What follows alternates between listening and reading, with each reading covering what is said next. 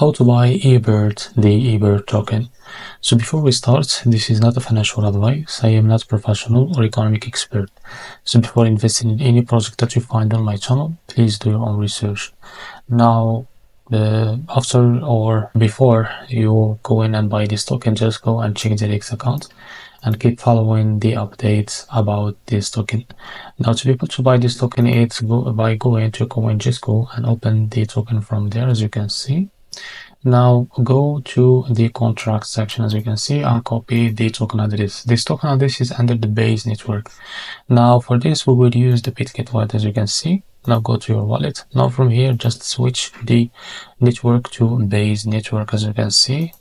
Now after that, click on this plus icon button, and now paste the token address. As you can see, this is our token. Just click on plus, and now go back to be and find your token. As you can see, this is our token EBERT. Just click on it and click on swap. Now after that, click on switch from here. Now from the top, select the token that you want to buy with, for example USDT, and make sure you have enough USDT on your wallet. Now after that, type how much you want to buy, for example $100. Now after that, wait a few seconds, and as you can see, this is how much you will receive of that token.